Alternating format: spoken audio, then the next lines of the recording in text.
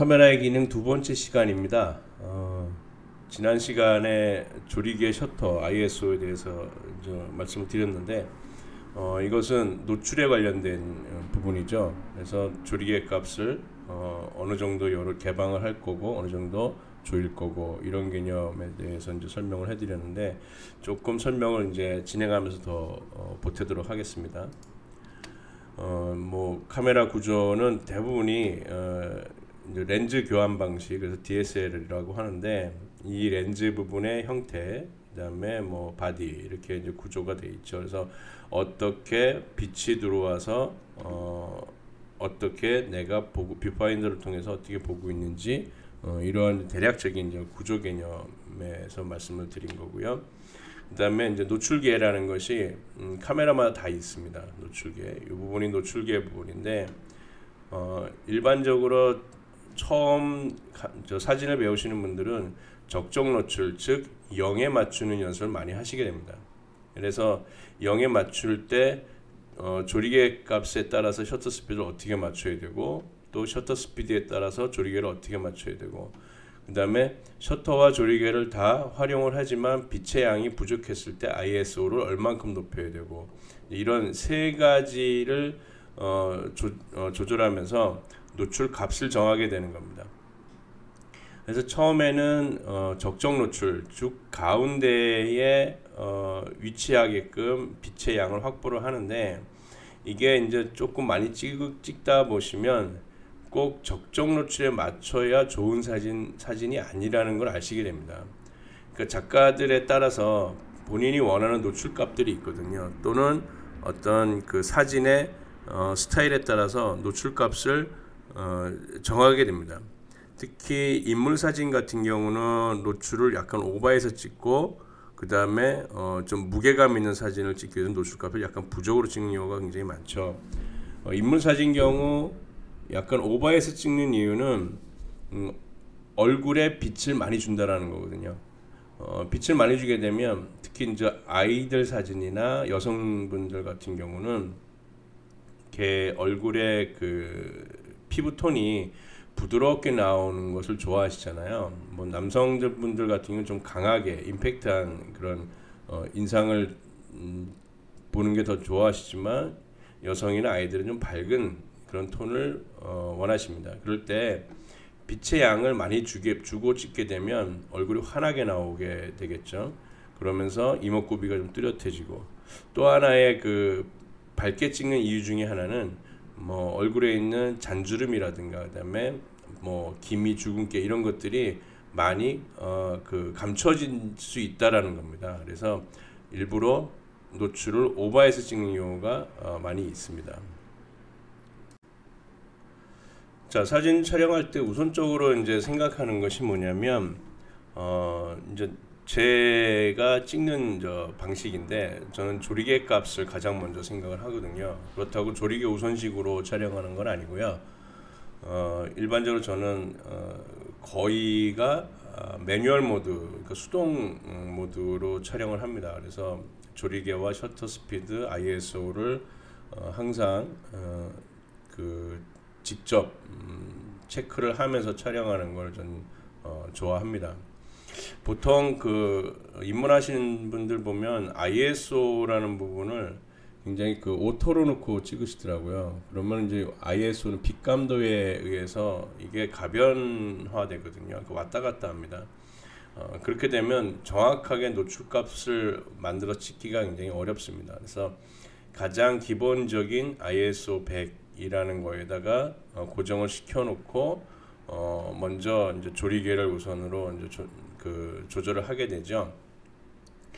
그래서 조리개를 조절하는 이유 중에 하나는 빛의 양을 많이 보게 됩니다. 그래서 흐린 날 같은 경우 조리개를 많이 개방을 하고 날씨가 맑은 그런 날은 조리개를 많이 조이게 되죠. 그 빛의 양이 많고 적음에 따라서 조리개를 열고 닫고 하는 그런 개념도 있지만 더 우선적인 거는 심도에 대한 부분이 더 우선적입니다.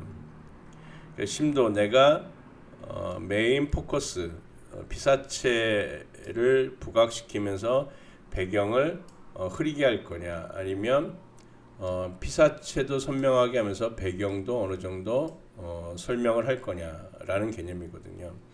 그래서 조리개는 많이 개방하면 개방할수록 심도가 얕아지기 때문에 배경이 흐려지고, 조리개를 많이 조이면 조일수록 심도가 높아지기 때문에 주변에 노출이 맞는, 그러니까 초점이 맞는 범위가 넓어진다라는 거죠. 그래서 그 심도에 따라서 조리개를 개방할 거냐 조일 거냐라는 것을 정하게 됩니다. 그래서 거기에 맞춰서 2차적으로 조절하는 것이 셔터 스피드입니다. 그러니까 제 카메라는 2.8이 이제 지금 렌즈가 2.8이 이제 기본 가장 많이 열 수 있는 조리개 값인데, 2.8에 맞췄을 때 배경이 어느 정도 뭉개질 거라는 거를 이제 알게 되겠죠. 그래서 2.8에 맞추게 되면 빛의 그날 맑은 날이다. 그러면 2.8에 맑은 날이 2.8이면 굉장히 환한 그 사진이거든요. 그렇게 되면 보통 기본이 125분의 1초, 이게 삼각대 없이 찍었을 때의 셔터 스피드인데, 2.8로 놓고 적정 노출을 보다 보면 이쪽으로 많이 셔터 스피드를 올려야 됩니다. 그래서 뭐 1000분의 1초, 2000분의 1초 막 올라가죠. 지금 여기에 있는 이런 단계는 옛날 그 필름 값의 그 필름 시절의 아날로그 방식의 그런 단계인데, 요즘에는 디지털 방식의 카메라들은 더 세분화되어 있습니다. 그래서 조금 수치의 단계가 좀 틀릴 수 있는데 그거를 감안해서 보시면 될 것 같습니다. 125분의 1초에 2.8 뭐 이 정도 되겠죠. 2.8에 넣게 되면 맑은 날에는 빛이 많이 그 오버가 되기 때문에 셔터 스피드를 빠르게 해줘야겠죠. 그러니까 들어오는 타이밍을 줄여야 되는 겁니다. 그래서 뭐 그 한 뭐 1000분의 1초, 여기에서 보면 1000분의 1초에 됐을 때 적정 노출이다. 이게 0이다라고 하면 여기에 맞춰서 이제 셔터 스피드를 정하고 촬영을 하게 되는 거죠. 그런데 내가 이번에는 심도를 좀 깊게 가야겠다. 그래서 뭐 10일 정도로 조리개 값을 설정하고 가야겠다라고 하면 1000분의 1초 났을 때 똑같은 환경의 빛의 양에서 똑같은 환경에서 조리개를 조였으니까 빛이 줄어들죠. 그렇게 되면 지금 보면 하나, 둘, 셋, 네 단계를 조인 거죠. 그러면 셔터 스피드도 4단계를 와야 됩니다. 하나, 둘, 셋, 넷. 그러면 60분의 1초가 되죠. 그래서 요거는 이제 그 다이얼을 돌려서 보게 되면 가운데 적정 노출 값에 표시됐을 때 촬영하시면 되는데, 계산적으로 보면 지금 현재는 60분의 1초와 F11 값이 맞는 노출이라고 이제 표현이 되는 겁니다. 그렇게 되면 우리가 서서 삼각대 없이 찍을 때 60분의 1초다 그러면 카메라가 흔들리게 되겠죠. 그래서 카메라를 흔들리지 않게 하기 위해서 셔터 스피드를 하나, 2단계로 올립니다. 다시. 그래서 150분의 1초 정도로 찍고 싶다. 조리개는 10일이다. 그러면 2단계씩이나 내렸으니까 2단계 빛이 부족한 거죠. 이럴 때 ISO를 다시 올리는 거거든요. 그래서 기본이 ISO 100이었으니까 이 상태에서 ISO를 하나, 2단계로 올리게 되면 400. 그래서 F11 조리개 값에 250분의 1초의 셔터 스피드에는 ISO 400이 적정 노출 값에 가깝다라고 얘기할 수가 있는 겁니다. 이런 식으로 내가 조리개를 선정을 하고 거기에 맞게 셔터 스피드를 조정을 하고, 그 다음에도 빛이 부족하다 그러면 ISO를 체크하면서 노출 값을 정하면 됩니다. 자, ISO라고 하는 건 지난 시간에도 말씀을 드렸지만 빛 감도거든요. 그러니까 빛을 미리 확보한다라고 생각하시면 됩니다. 그래서 ISO를 높여서 찍으면 빛을 많이 확보해서 찍기 때문에 셔터 스피드를 충분히 얻을 수 있는데, 그러면 이왕이 많이 높이면 좋지 않냐라고 하시는 분도 계세요. 그런데 높이면 높일수록 지금 보시는 그림과 같이 노이즈 현상이 많이 일어납니다. 그러니까 지저분해진다라는 거죠. 이 노이즈 현상이 일어나는 이유는 어둡기 때문에 어두운 부분을 분석하려고 하는 필름이나 디지털에서의 그런 분석 기록 때문에 그렇습니다. 그러니까 빛을 자꾸 분리해 내려고 하는 거죠. 그러다 보니까 굳이 많이 빛을 분류를 해내려고 하는 그런 어떤 기계적인 힘 때문에 노이즈 현상이 많이 일어나는 겁니다. 그래서 ISO는 많이 높이면 높을수록 노이즈가 심해지고 사진이 지저분해진다는 걸 감안하셔야 됩니다. 최근에 카메라에 보게 되면 디지털 카메라 보게 되면 한 ISO 800 정도까지도 노이즈가 그렇게 심하진 않습니다. 800 정도. 한 조그만 10년 가까이 된 카메라는 한 400 정도만 하더라도 노이즈가 심하지 않고요. 그 이상으로 올리게 되면 노이즈가 점차적으로 증가한다라는 것을 감안하고 촬영을 하셔야 됩니다. 자, 측광에 대해서 이제 또 설명을 해드릴 텐데요. 측광이라고 하는 건 빛을 측정한다라는 개념이죠. 그래서 측광, 빛을 측정하는 기능이 바로 이제 그 노출에 대한 개념인데요. 카메라는 기본적으로 보는 그 감도는 색감이 아니라 빛의 양, 그래서 흑백에 대한 감입니다. 그래서 카메라는 색을 볼 줄은 모릅니다. 색으로 표현하는 건 필름이나 카메라 후면에 부착되어 있는 CCD 패널이 색을 분류하는 거지, 카메라 기능 자체에서는 색을 분류하지 않고 빛만 분석을 합니다. 그래서 여기에 보이는 거 마찬가지로 여러 가지 컬러로 분류하는 것은 필름이나 어떤 그 센서가 분류해내는 거고요. 하단에 보는 것이 카메라가 보는 방식입니다. 그 유사한 컬러, 지금 여기 보면 에메랄드라든가 그다음에 그린, 에메랄드, 그린, 블루 세 가지 색상만 먼저 하단에서 보게 되면 이게 카메라가 인지하는 색의 분류거든요. 빛의 양의 분류. 그러니까 비슷비슷하죠. 그래서 에메랄드 빛의 상의와 블루 빛의 하의를 입은 사람이다. 그러면 이 사람은 카메라에서 보기에는 한 통에 한 단색깔로 상하의를 입은 사람이구나라고 인지한다라는 겁니다. 그래서 이거를 결정적으로 컬러로 분류하는 거는 필름이나 CCD 패널입니다. 그래서 카메라에서는 우리가 빛의 양을 어떻게 표현하고 또 어떤 부위가 정확한 빛의 양을 갖고 있느냐라는 것을 인지를 하고 촬영을 하시는 게 도움이 되는데, 물론 처음에는 이 개념이 어렵습니다. 어렵지만 조금만 이제 그 나중에 노출에 대해서 많이 좀 연구해 보시다 보면 이 개념은 자연스럽게 얻어지게 됩니다. 자, 카메라에는 빛을 측정하는 그 방식이 또 따로 있습니다. 측광 모드라고 하는데 보시면 요거 전에 먼저 설명을 드리겠습니다. 이렇게 측광 모드라는 게 있습니다. 측광 모드. 카메라에 보게 되면 이렇게 표시되는 부분이 있는데 대표적으로 평가 측광, 부분 측광, 중앙, 중점, 평균 측광, 스팟 측광 이렇게 되어 있습니다.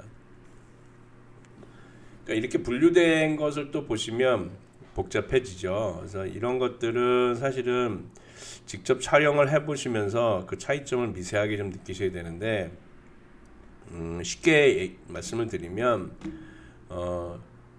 빛을 측정하는 범위를 얘기하는 거거든요. 그리고 그 범위를 많이 쓸 거냐 적게 쓸 거냐에 대한 개념인데, 다시 말씀드리면 저는 이 두 가지만 말씀을 드릴게요. 먼저 평가 측광, 그 다음에 스팟 측광, 두 가지만 말씀을 드리는데, 평가 측광이라고 하는 건 풍경 사진 쪽에서 많이 어울립니다. 그래서 평가 측광이라는 거는 이 뷰파인더를 통해서 들어오는 모든 이미지들에 대한 이미지는 이제 이 평가 측광을 하는 거는, 카메라는 반사광을 측광하거든요. 저기 이미지에서 부딪혀서 나오는 빛의 양을 측정을 하는데, 평가 측광은 다양한 곳에서 들어오는 빛의 양을 측정을 해서 평균을 낸다라고 보시면 됩니다.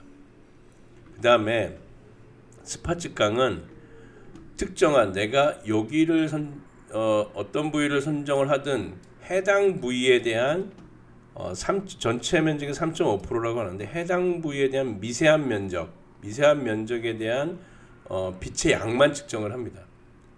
그래서 이 평가 측강은 일반적으로 풍경 사진 찍으실 때 많이 사용을 하시고, 스팟 측강은 피사체, 단일 피사체, 즉 사람이나 아니면 뭐 꽃이나 나무 이렇게 단일 피사체만 찍고 싶으실 때 그 피사체를 명확하게 묘사하기 위해서 사용하는 게 스팟 측강입니다.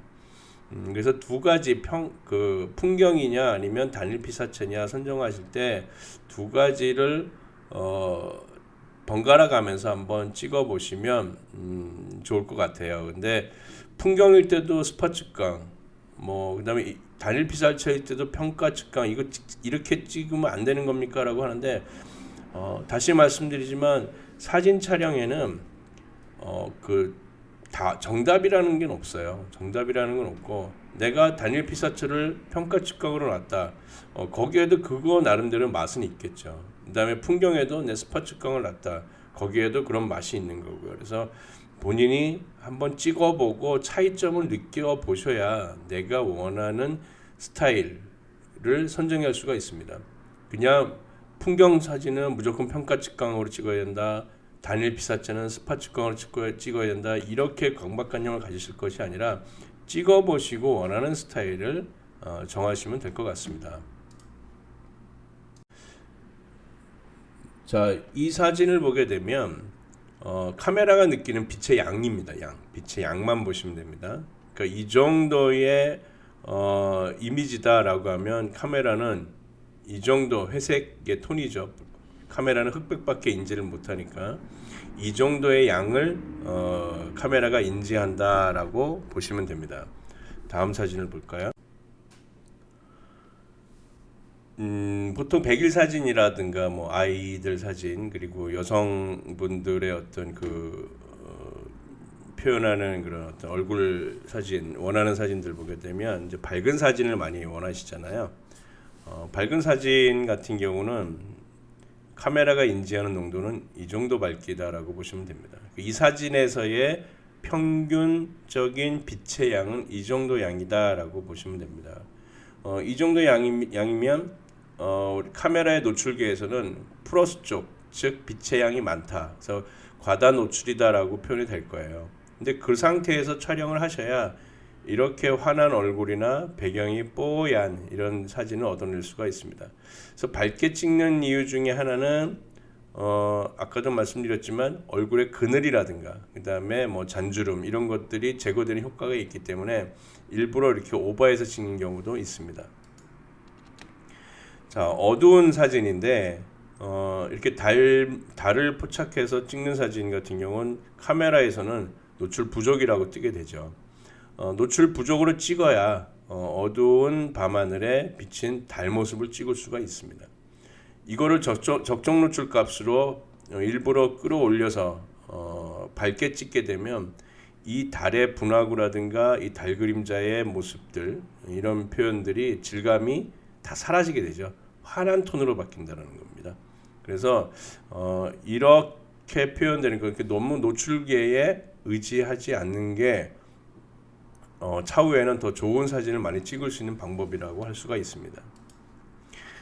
이것을 보게 되면 왼쪽에 있는 거, 밝은 톤은 밝게, 어두운 톤은 어둡게 찍어야 되는 게 우리의 원하는 사진이거든요. 근데 카메라는 적정 노출 노출계는 밝은 부위는 약간 어둡게, 그다음에 어두운 부위는 밝게 이렇게 맞춰주는 게 적정 노출 값이거든요.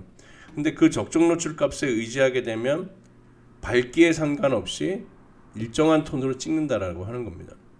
그래서 밝은 톤은 밝게, 어두운 톤은 어둡게 찍으려고 하려면 적정 노출 값에는 크게 의미를 두지 않아도 좋다라고 하는 겁니다.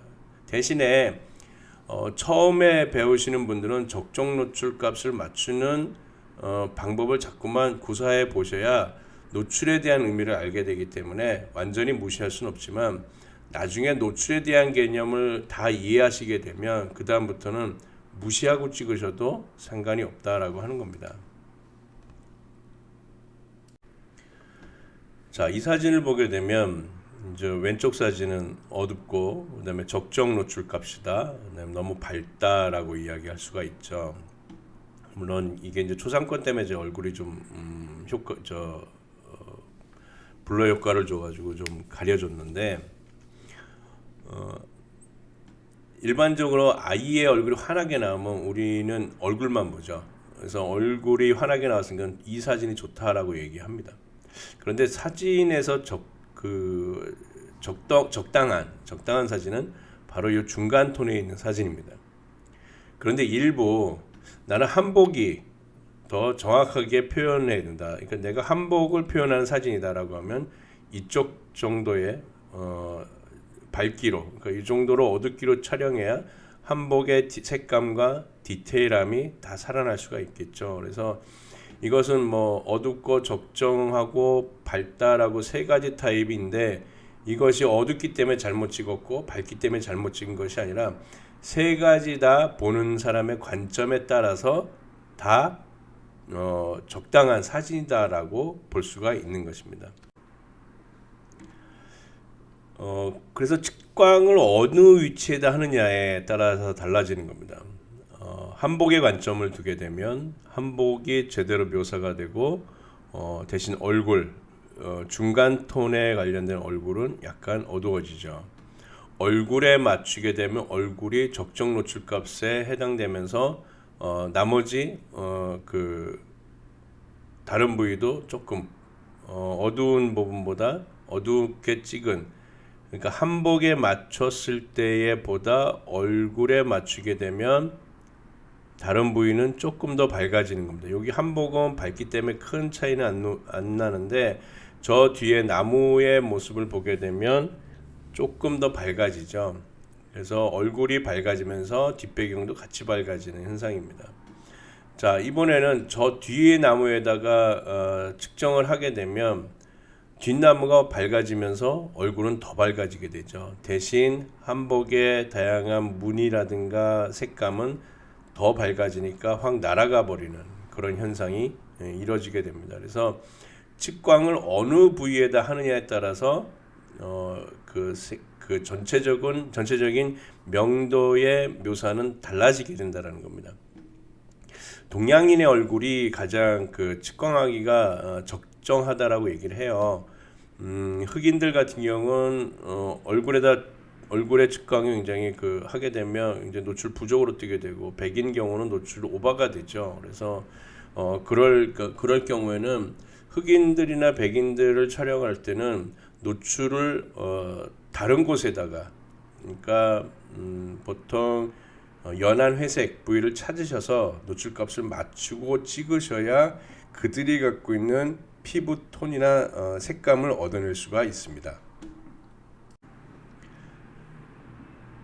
자, 이 사진은 측광의 어디를 측광하느냐, 앞에서 본 사진과 유사한 개념인데, 자작나무를 이제 찍는데 자작나무에다 측광을 한다 그러면 자작나무 흰색이니까 아까 그 도표에서 봤을 때 이 상황에서 흰색은 카메라는 어둡게 찍으려고 하고요, 어두운 것은 밝게 찍으려고 하는 그런 기능이 있습니다. 그게 이제 노출계가 그러한 표시를 해주는데, 자, 측광에서 흰색 부위를 측광하게 되면 흰색은 어둡게 찍으려고 하는 그 노출계를 표시가 되죠. 너무 흰색을 측광을 하면 노출계가 밝다라고 표현을 합니다. 그래서 이렇게 측광하게 되면 흰색 자작나무가 약간 어두워지면서 뒷배경도 같이 어두워지게 되는 거죠. 자, 이렇게 밝은 부위의 뒷배경, 밝은 부위를 측광하게 되면 자작나무가 갖고 있는 색감이 어느 정도 밝게 묘사가 되고 주변도 같이 밝아지는 형태로 묘사가 되죠. 그 다음에 어두운 부위를 측광하게 되면 어두운 부위가 밝아지면서 다른 부위도 같이 밝아지는데, 자작나무의 경우는 자기가 갖고 있는 빛의 양보다 너무 과다 노출되니까 자작나무의 디테일함, 그 다음에 질감, 이런 것들이 오버가 되면서 아무런 의미 없는 피사체가 되는 겁니다. 그래서 측광을 어디 부위를 위주로 하느냐에 따라서 다양한 명도의 모습을 보여준다라고 하는 겁니다. 자, 아까 말씀드렸다시피 측광 모드는 몇 가지가 있는데 평가 측광인 경우는 그 니콘 카메라에서는 아마 멀티 측광으로 되어 있을 겁니다. 그래서 평가 측광이 아니라 멀티 측광인데 두 개 다 똑같은 의미입니다. 그 전체에서 반사되어 오는 빛을 평균 내서 노출계에다 표시해 주는 게 평가 측광이고, 스팟 측광은 일정한 부분, 내가 선택한 그 특정 부위에 대한 빛의 양을 측정을 하는 겁니다. 그래서 두 가지를 가지고 중점적으로 활용해 보시면 좋은 사진들을 만들어낼 수가 있습니다. 자, 동일 사진에서 이제 그 측광입니다. 평가 측광, 그러니까 다양하게 빛이 반사돼서 들어오는 빛의 양을 측광해서 평균을 내는 거고, 부분 측광은 부분 측광도 마찬가지지만 전체의 면적이 아니라 부분 측광도 일정 부분에 대한 빛의 양만 측정을 하는 겁니다. 스팟 측광일 경우에는 특정 부위의 그 빛의 양만 측광하는 거죠. 그래서 지금 보게 되면 똑같이 자작나무를 찍었지만 평가 측광과 스팟 측광 두 개의 차이점만 보면, 스팟 측광은 특정 부위에 대한 색감, 평가 측광은 다양한 부위의 색감, 그러니까 빛의 양, 색감이 아닙니다. 빛의 양을 측정해서 표현해 준다라고 하는 겁니다. 그래서 요거는 그때그때의 그 환경에 따라서 평가 측광으로 찍을 것인가 스팟 측광으로 찍을 것인가라는 걸 선정해서 촬영하시면 되겠습니다. 자, 이제 그 렌즈에 대한 얘기인데요. 렌즈는 굉장히 다양하죠. 그래서 렌즈는 크게 줌 렌즈와 단 렌즈 이렇게 두 가지로 이야기를 합니다. 줌 렌즈 같은 경우는 밀고 당길 수 있다라고 하는 거고요. 단 렌즈는 그런 기능이 없기 때문에 내 몸이 왔다 갔다 해야겠죠. 그래서 몸이 좀 약간 피곤하겠죠. 그런데 왜 단 렌즈를 쓰고 왜 줌 렌즈를 쓰느냐? 그거는 단 렌즈일 경우에는 조리개 값이 아까 앞에서 본 거와 같이 굉장히 낮게 1.8 이 정도까지 많이 개방할 수가 있습니다. 조리개 값이. 조리개가 많이 개방된다라고 하는 건 빛의 양을 많이 받아들일 수 있고 화질이 밝다라고 하는 겁니다. 그래서 단렌즈를 사용하시는 분도 굉장히 많습니다. 단렌즈 하나만 가지고도 작품 활동을 하시는 분도 굉장히 많은데 그것은 빛의 양을 많이 활용하기 때문에 그렇고요. 또 이 빛의 양이 많다 보니까 실내 촬영도 굉장히 그 도움이 많이 되거든요. 실내는 아무래도 빛의 양이 부족하니까. 줌 렌즈 같은 경우는 좀 밀고 당길 수 있는, 내가 있는 고정된 상태에서 화각을 내가 좀 조정할 수 있다라는 장점이 있죠. 근데 그 줌 렌즈 중에서 이 줌 아웃 되는 그 폭이 큰 렌즈들이 있습니다. 이런 것들은 굉장히 저는 권하진 않습니다. 이거는 뭐 뉴스 기자라든가 사진 기자 이런 분들이 이제 빠르게 화각을 만들어내기 때문에 많이 이제 사용을 하시는데, 보통 일반적으로 사진 작가라든가 그다음에 사진 배우시는 분들은 그게 편한 건 아니거든요. 물론 줌아웃 폭이 크니까 멀리 있는 것도 많이 땡기고 뭐 이렇게 해서 광각도 쓰고 막 이렇게 얘기를 하시는데 사진 화질에 대해서는 보장할 수는 없습니다. 그래서 줌아웃 폭이 큰 렌즈는 가격대도 쌉니다. 제가 권하는 거는 이제 그 표준 렌즈가 이제 1차 렌즈고요. 그래서 표준이라고 하는 거는 50mm 기준이거든요. 50mm 숫자대에 있는 렌즈를 많이 권하는데, 이것은 우리 눈이 갖고 있는 화각과 가장 흡사한 각을 주고 있습니다. 그래서 내가 찍고자 하는 것을 다가가 찍고, 또는 풍경, 약간의 광각 효과도 있죠.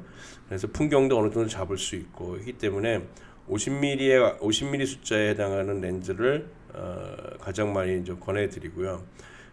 제가 갖고 있는 거는 2470 렌즈 줌 렌즈죠. 2470 줌 렌즈하고 그다음에 70-200 그 약간 줌 렌즈 70-200 그 망원에 약간 가깝죠. 그 두 가지 렌즈를 주로 많이 사용을 하는데 저는 뭐 70-200 정도도 많이 즐겨 사용을 합니다. 물론 렌즈가 무게가 무겁기 때문에 뭐 여행할 때는 굉장히 부담이 많이 되죠. 또 여성분들은 이거를 많이 들고 찍게 되면 어깨라든가 손목에 많이 통증이 오게 되는 경우도 많습니다. 그래서 부담스럽지만 저는 70-200 화각을 많이 즐겨 사용하는 사람 중에 하나입니다. 그래서 제가 많이 사용하지만 그렇게 권해드리고 뭐 싶은 건 아닙니다. 물론 사진을 배우는 입장에서는 그 두 가지 렌즈가 거의 기본 렌즈라고 보시면 됩니다. 2470 렌즈와 70-200 렌즈.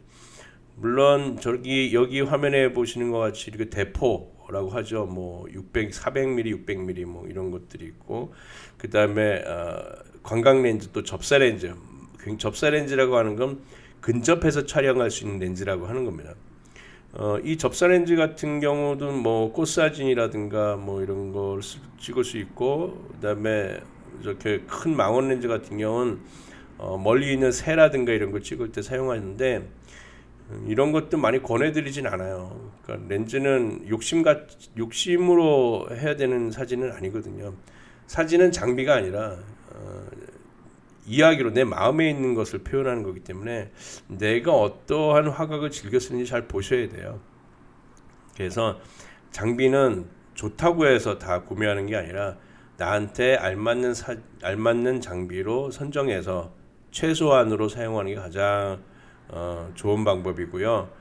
망원 렌즈라든가 뭐 접사 렌즈가 필요할 때가 있다 그러면 이럴 때는 대여를 하시던가 아니면 주변에서 하루 정도 이렇게 빌려서 써보시는 게 더 좋을 것 같습니다. 그래서 굳이 장비에 대한 욕심은 금물이다라고 또 말씀드릴 수가 있습니다.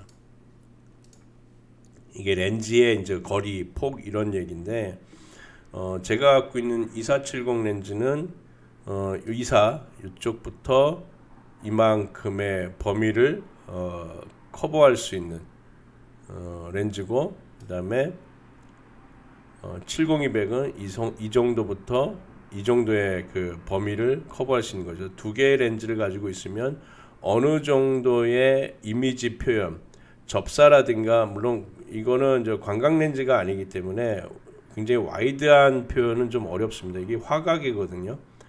화각이 우리 눈보다 약간 이사는 약간 넓죠. 50mm 이 정도 화각이 우리가 보는 화각입니다. 사람이 보는 화각 이거보다는 넓지만 더 와이드한 그 화각은 만들 수는 없습니다. 또 멀리 있는 걸 많이 당길 수도 없죠. 200mm 정도가 되더라도. 그래서 여기에 보게 되면 화각과 거리 표준을 보여주는데 그냥 이거는 참고사항이지 뭐 이거를 가지고 뭐 어떤 사진일 땐 어떤 렌즈 어떤 사진일 땐 어떤 렌즈 이런 게 필요하다라고 하는 거는 너무 과욕인 것 같습니다. 그래서 내가 많이 보는 화각 내가 많이 보는 그런 어떤 즐겨 찍는 사진들 이런 거에 대해서 가깝게 맞는 그런 렌즈들을 구입하셔서 활용하시는 게 좋습니다. 뭐 1년에 뭐 한두 번 쓴다 그런 렌즈는 있으나 마나한 렌즈죠. 그래서 렌즈는 나한테 맞는 자주 쓰는 렌즈를 위주로 사용을 하시고 그리고 이 값어치 대비 많이 뽑으려면 최소한 일주일에 두세 번은 나가셔야 렌즈 값을 뽑습니다. 그래서 렌즈는 많이 필요가 없고요. 내가 쓸 만한 렌즈 한두 개 정도만 구매하시고 그것을 많이 활용하시는 것이 좋은 방법인 것 같습니다. 그 다음에 이제 구도에 대한 개념인데 구도는 이렇게 이제 3분할 구도를 많이 얘기해요. 그래서 그 가로로 3번, 세로로 3번에서 이제 3분할 구도를 많이 얘기하는데 그 화각을 어느 정도 분할을 할 거냐. 물론 이렇게 구도되는 것이 요즘에 뭐 그 옵션으로도 많이 나오고 또 카메라에 이렇게 표시자도 있는 카메라도 있더라고요. 그런데 이거는 이제 가상선이거든요. 가상의 선을 내가 만들어서 찍으시면 되는데 이거는 많이 연습을 하시게 되면 구도는 자연스럽게 잡힙니다. 그렇다고 여기에 이 구도가 정답이냐? 그것도 아니거든요. 많은 작가분들이 이제 말씀을 하시는데 구도는 이렇게 잡는 게 좋다라고 이제 말씀을 하시고 끝에 가서는 항상 하시는 말씀이 이게 정답은 아니다. 모든 작가분들이 그렇게 얘기를 해요. 그러니까 이 사진이라고 하는 건 작가의 시점을 감상하는 거거든요. 그러니까 내가 보는 시점, 그래서 내가 어떠한 시점을 보여주고 싶다. 그 시점을 찍어서 보여주는 게 중요한 거지. 분할 구도에 맞춰서 찍어서 사람들한테 호감을 느낀다? 결코 그렇지는 않습니다. 그러니까 이거는 기본적인 어떠한 분할 구도의 예시일 뿐이지 꼭 여기에 맞춰서 찍을 필요는 없습니다.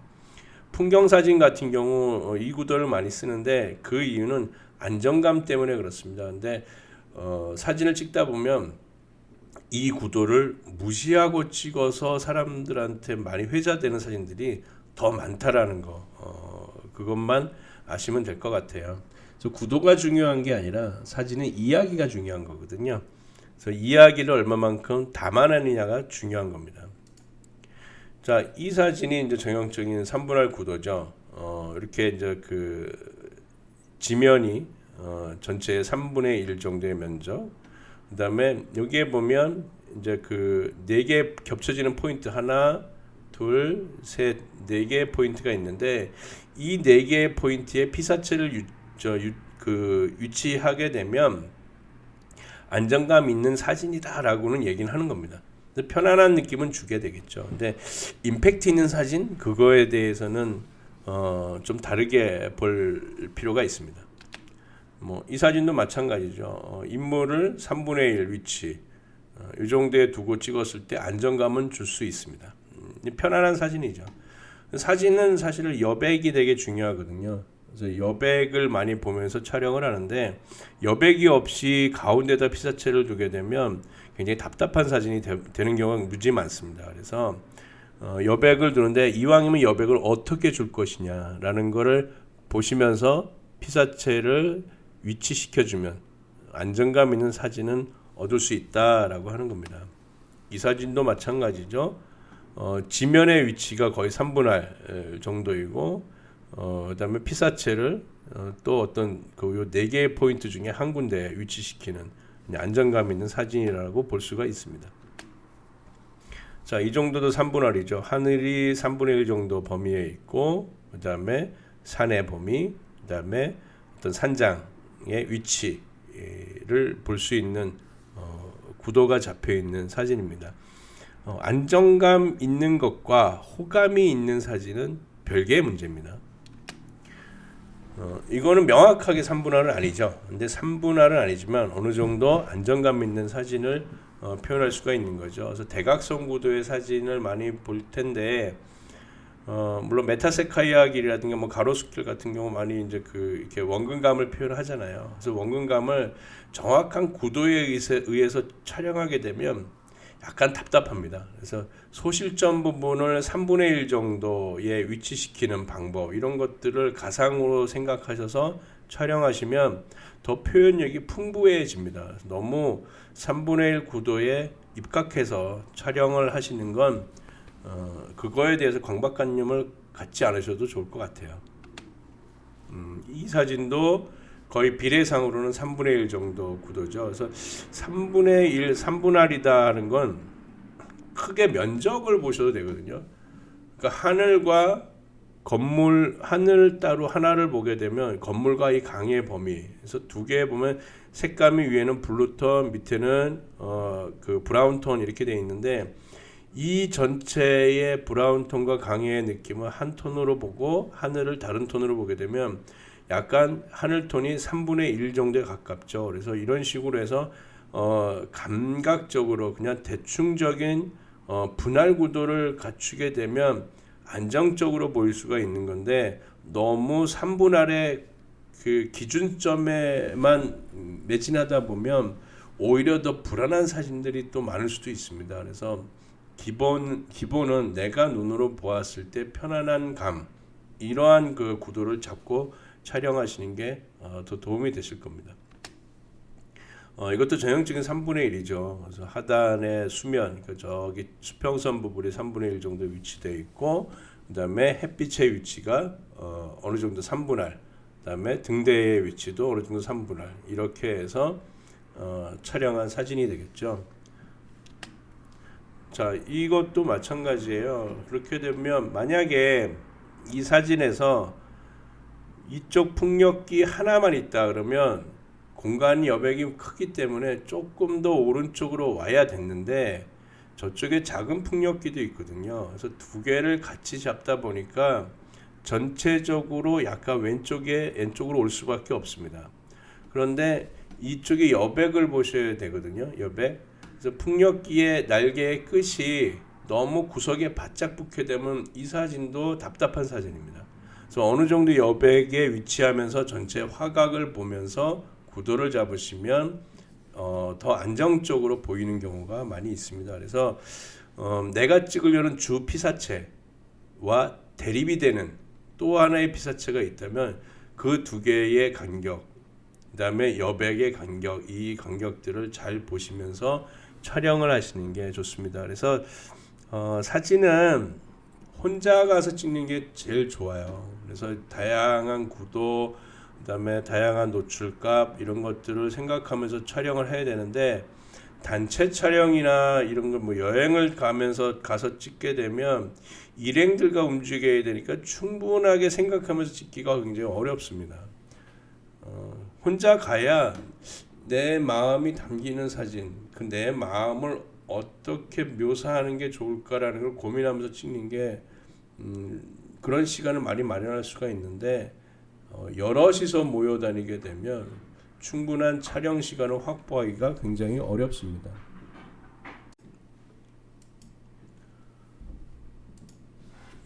자, 이 사진 같은 경우는 뭐 그 가운데 이제 3분할이죠. 위쪽에 숲 부분과 그 다음에 얼음이 보이는 부분, 그 다음에 이쪽에 하단에 진한 얼음 부분, 거의 면을 3분할로 한번 분리해서 한번 찍어봤습니다. 그 다음에 배의 위치도 4개의 포인트에 한쪽 포인트에 위치해 놓고 찍은 사진이죠. 그런데 면적이 이 면적과 이 면적이 큰 차이가 없죠. 비슷비슷하죠. 그래서 이 사진은 어찌 보면 단조로운 사진이다라고 얘기할 수가 있습니다. 자, 이 사진 같은 경우도 4개의 포인트의 한쪽에 위치한 3분할에 해당하는 위치죠. 그런데 사진을 가만히 보면 답답해요. 왜 그러냐면 여백이 부족해요.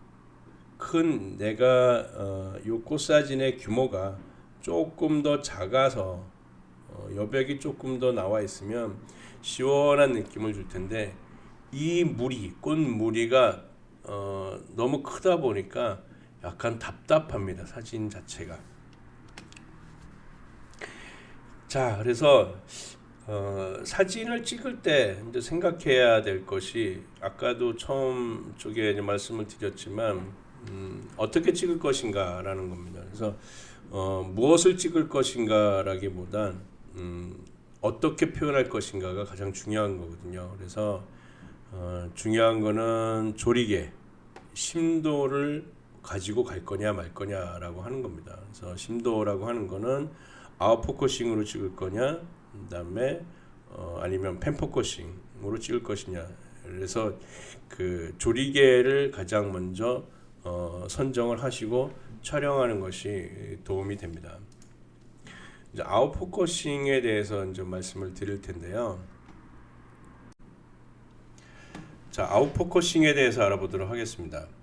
자, 인물 촬영을 할 때 아웃포커싱에 대한 거는 기본적인 그 개념이 피사체와 뒷배경에 관련된 개념이거든요. 만약에 피사체가 가까이 있다, 카메라에 가까이 있다 그러면 이 카메라가 갖고 있는 카메라에서 보는 그 모델과의 거리하고 카메라가 보는 저 나무의 거리가 이 폭이 크게 되면 뒤에 있는 나무는 흐려지는 현상이 생기죠. 이게 아웃포커싱입니다. 반대로 펜포커싱은 이 피사체가 나무와 배경이 가까울 때, 이 경우에는 카메라가 보는 피사체와 그 뒷배경의 거리가 유사하기 때문에, 이게 거리가 유사하기 때문에 뒷배경도 어느 정도 선명함을 유지한다라고 하는 겁니다.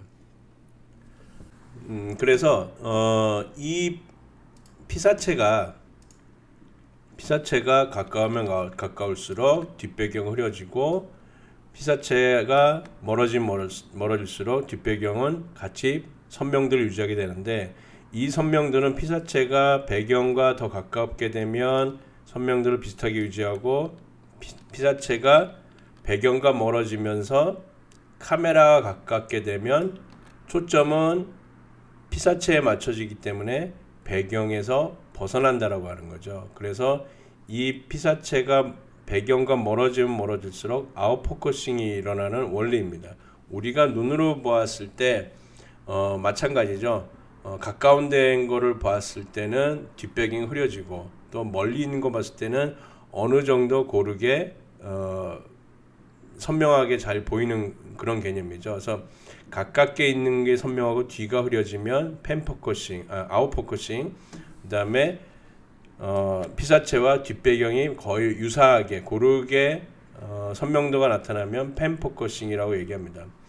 물론 이 앞쪽에 다른 피사체가 있을 때 카메라가 이쪽을 보게 되면 이 가운데에 있는 것이 흐려지게 되죠. 이것은 인포커싱이라고 얘기를 합니다.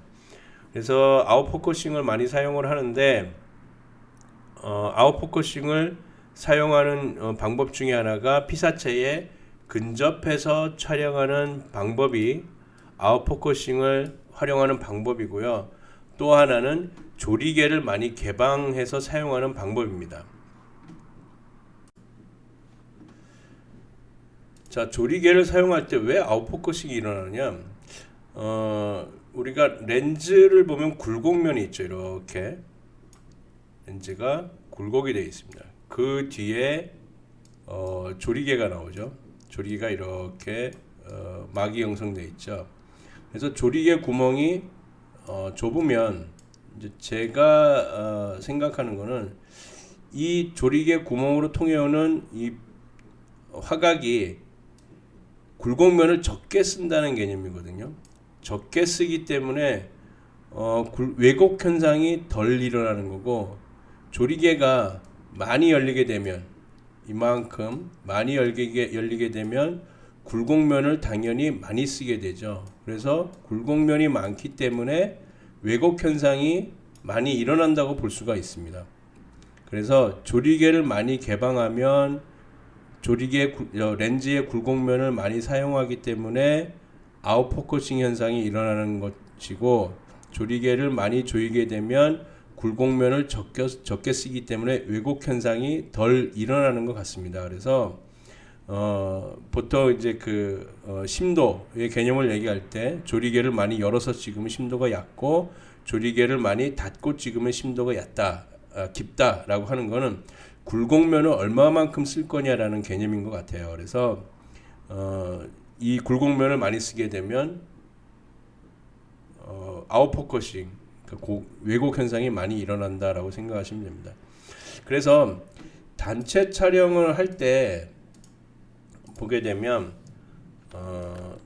사람이 이제 쭉 있죠. 이렇게 쭉 있을 때 단체 촬영을 할 때 보게 되면 일반적으로 화각에 이렇게 사람을 꽉 채워서 찍습니다. 그렇게 되면 가운데 있는 사람은 선명하게 나오는데, 외곽에 있는 사람은, 양쪽에 외곽에 있는 사람은 약간 흐리거나 약간 통통하게 나오는 경우가 있어요. 그게 뭐냐면 렌즈의 굴곡면이 많은 부위를 차지하기 때문에 그렇습니다. 이 굴곡면을 사용하기 때문에 양 끝에 있는 사람은 흐리거나 뚱뚱하게 나오게 되는 거죠. 그래서 제가 추천하는 방법은 단체 촬영을 할 때는 화각을 좀 넓게 쓰라고 하는 겁니다. 화각을 이렇게 넓게 찍은 다음에 이만큼을 잘라내면, 이만큼을 트리밍 한다 그러죠. 잘라내면 그래도 많은 사람들이 고르게 찍히는 팬포커싱 현상을 일으킬 수가 있다라고 하는 겁니다.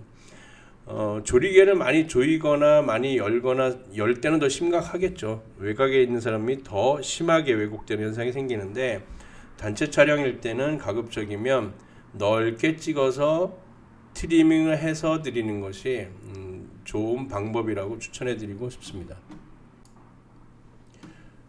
자, 아웃포커싱 사진이죠. 그래서 내가 어느 부위에, 어느 거리에 있는 잎에 초점을 맞췄느냐에 따라서 가까운 데에 있는 잎은 인포커싱 돼서 아웃돼 버렸고, 멀리에 있는 배경도 아웃포커싱 되면서 포커스 아웃돼 버린 거죠. 그래서 인포커스와 아웃포커스가 같이 이루어진 사진입니다. 이 사진은 이제 셔터 스피드에서 역광 촬영인데, 역광 촬영은 그러니까 카메라와 햇빛 사이에 피사체를 두고 찍는 사진이죠. 그래서 역광 사진을 찍게 되면 새로운 모습들을 많이 보게 되는데, 우리 눈으로 감지하지 못했던 그 현상들도 많이 보게 됩니다. 즉 이렇게 갈매기의 날개가 서로 겹치면서 보이는 어떤 디테일함, 이런 것들을 역광으로 통해서 투사되는 거죠. 빛이 투과되면서 보여지는 이런 겹쳐짐 현상 같은 것도 볼 수 있는 게 역광 사진 중에 하나입니다. 이것도 역광 사진이죠. 역광 사진이지만 어떤 인물을 어느 정도 노출값을 이용해서 인물을 묘사하면서 뒷배경과 어떤 차이점을 두는 거, 그리고 셔터 스피드를 빠르게 하기 때문에 이렇게 그 선수가 점프했을 때 물보라 일으키는 것을 아주 선명하게 잘 잡아낼 수가 있습니다. 이것은 조리개라기보다는 셔터를 우선으로 생각한 겁니다. 그래서 빠르게 찍어야겠다 했기 때문에 뭐 2000분의 1초, 2500분의 1초 정도를 놓고 거기에 맞춰서 조리개 값과 ISO 값을 맞춰서 촬영하는 방법입니다. 자, 이것도 셔터 스피드에 의한 거죠. 저속 촬영이죠. 계곡 촬영인데, 계곡 촬영을 할 때 이제 질문하는 분들 중에 하나의 내용이 뭐냐면, 셔터 스피드를 어느 정도 줄여야 되느냐라고 물어보세요. 그러면 셔터 스피드는 사실은 이러한 계곡 사진 촬영을 할 때 유속을 봐야 됩니다. 그러니까 물의 속도, 이렇게 그 낙폭이 클 때는 물의 속도가 굉장히 빠르겠죠. 이럴 경우는 셔터 스피드가 뭐 5분의 1초 정도만 나도 어느 정도의 질감을 표현을 하는데, 물이 부드럽게 흐르는 낙폭이 적은 유속이 느린 이런 데는 셔터 스피드를 상대적으로 더 많이 줘야 이러한 그 질감을 표현할 수가 있습니다. 그래서 계곡에 물 흐르는 사진을 찍고 싶을 때는 여러 가지 셔터 스피드를 적용하면서 찍으셔야 돼요. 그래서 그 유속에 따라서 셔터 스피드도 달라진다라고 생각하셔야 되고요. 그다음에 지금 해가 들어오는데도 이렇게 찍는 방법 중에 하나는 또 너무 느리게 할 수 없으니까 노출값을 조리개를 많이 조여도 노출 시간을, 그러니까 셔터 스피드를 많이 늦추기가 어렵거든요. 워낙에 빛이 많다 보니까. 이럴 때는 ND 필터라는 걸 씁니다. ND 필터는 카메라가 쓰는 선글라스라고 보시면 돼요. 카메라가 쓰는 선글라스, ND 필터. 그래서 빛을 어느 정도 차단해서 찍는 거죠. 그래서 이 한낮에도 빛을 많이 차단해서 찍으니까 셔터 스피드를 많이 늦춰서 찍을 수 있다라고 하는 겁니다. 그래서 한낮에 느린 셔터 스피드를 얻고 싶으면 ND 필터를 사용하시면 도움이 되십니다.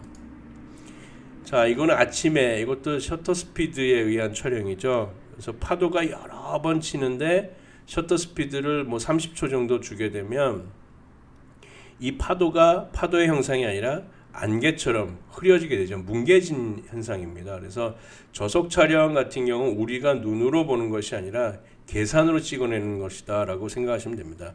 그래서 눈으로 인지할 수 없는 모습을 카메라가 잡아내는 거죠. 여러 가지 이제 빛이 이제 스크래치 현상이라고 볼 수도 있어요. 그래서 사진을 찍을 때 여러 가지 조건들이 있는데 물론 조리개를 어떻게 찍어야 될까 이런 설정 문제도 있지만 우선적으로 피사체를 관찰하고 피사체가 내 마음에 어떻게 다가오는지, 그래서 그 다가오는 아름다움을 찾아서 어떻게 표현할까라는 거, 이런 것들에 대한 고민들이 우선적인 것 같습니다. 역광 사진은 초보자들이 해볼 만한 사진들이에요. 이렇게 어려운 건 아니고, 그러니까 빛을 마주하고 찍는 건데 빛을 마주했을 때 눈을 약간 그 찡그리면 그 그림자 톤을 볼 수가 있거든요. 그래서 그림자 톤을 찍는데, 요거는 한번 많이 역광 촬영을 해보시면 또 우리가 눈으로 직접 보지 못하는 여러 가지 그 모습들을 볼 수가 있습니다. 아까 새의 날개는 빛을 투과하는 촬영인데, 역광 촬영은 실루엣을 찍는 개념이 더 크거든요. 빛을 마주한다. 빛을 마주하는 촬영이다 보니까 역광의 또 하나가 일출이나 일몰도 역광의 개념으로 볼 수도 있습니다. 이 사진도 역광 사진이죠. 아침에 그 순찰을 도는 군인들의 모습인데 물에 비친 모습들 좀 담고 싶었는데 이 거리가 너무 멀다 보니까 물에 반영된 모습이 좀 덜 나왔죠. 그래서 이런 사진도 역광 사진 중에 하나입니다. 이렇게 이것도 이제 해에다가 민들레 홀씨를 해를 중앙에 유치해 가지고 찍는 방법인데, 이 사진은 직접 렌즈의 그 뷰파인더를 통해서 보게 되면 눈이 굉장히 시리고 아픕니다. 그래서 미러리스 카메라를 이용하시면 이런 사진을 많이 찍을 수 있습니다. 직접 해를 보는 게 아니기 때문에. 그래서 미러리스 카메라로 카메라를 숙여서 상향으로 두고 이렇게 해를 유치한 다음에 셔터를 누르시게 되면 이와 같은 민들레의 어떤 그 디테일한 모습들을 촬영할 수 있습니다. 이것도 역광 촬영입니다. 뭐 그 바닷가에서 보는 역광 촬영이죠. 까마귀 떼가 앉아 있는 모습인데 까마귀를 실루엣으로 잡고 이렇게 바다의 풍경을 담는 것도 역광 촬영입니다. 한 가족이 갯바위에서 낚시하는 모습인데 햇살이 이뻐서 한번 이렇게 또 담아봤고요. 이런 것도 역광 촬영이죠. 갈대가 빛을 투과하는 모습들을, 대신 이런 모습을 찍으려면 배경을 잘 보셔야 돼요. 배경이 굉장히 어두운 것을 찾아서 빛이 투과한 모습을 찍어야 이러한 디테일한 모습을 담을 수가 있는데, 배경도 같이 환하게 되면 이 디테일한 게 감소가 되겠죠. 그 맛이라는 게. 그 일출 사진도 역광입니다.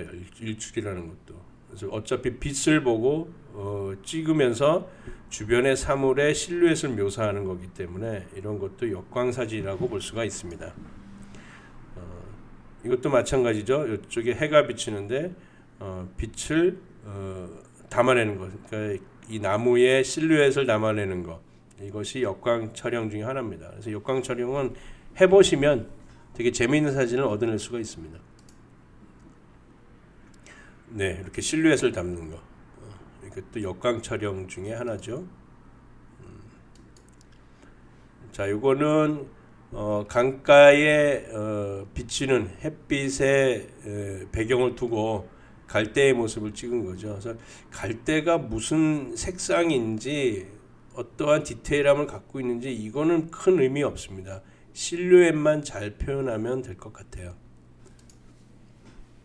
예, 이 사진도 역광 사진인데 일출 때 화가가 그냥 그 바닷가에서 그림 그리는 일출 모습을 담는 사진인데, 너무 이쪽까지 화가의 그림까지 너무 어두우면 별 재미 없을 것 같아서 약간 노출을 더 줬죠. 노출을 조금 주면서 이미지가 살짝 부각되게끔 이렇게 해서 찍은 역광 사진 중에 하나입니다. 예, 이렇게 해를 담아보는 연습을 하면 되게 재미있어요. 뭐 여기는 풍경에 해를 담아서 풍경이 무슨 조명등 같은 느낌이 나고, 여기는 어떤 석탑에 해를 놓아서 어떤 그 성스러운 어떤 신앙적인 느낌도 이렇게 줄 수가 있고, 그래서 이런 빛을 한번 담아 보시면 되게 재밌는데 단 너무 오래 바라보시면 눈이 아프게 되겠죠. 그래서 너무 오래 보시면 잘못되면 실명할 수도 있으니까 그런 부분에 대해서는 주의하셔서 촬영하시면 도움이 되실 것 같습니다. 이것도 역광 사진이죠. 강가에 비친 햇빛이 나무 숲을 통해서 빛이 들어오는데 그림자의 모습들을 담는 겁니다. 그래서 여러 가지 빛이 부서지는 느낌들을 담는 거, 이것도 역광 사진 중에 하나라고 볼 수가 있습니다. 그래서 무조건 뭐 포커스에서 아웃 포커싱이 좋냐, 펜 포커싱이 좋냐, 뭐 그거는 너무 그거에 몰입하지 않으셔도 되고요.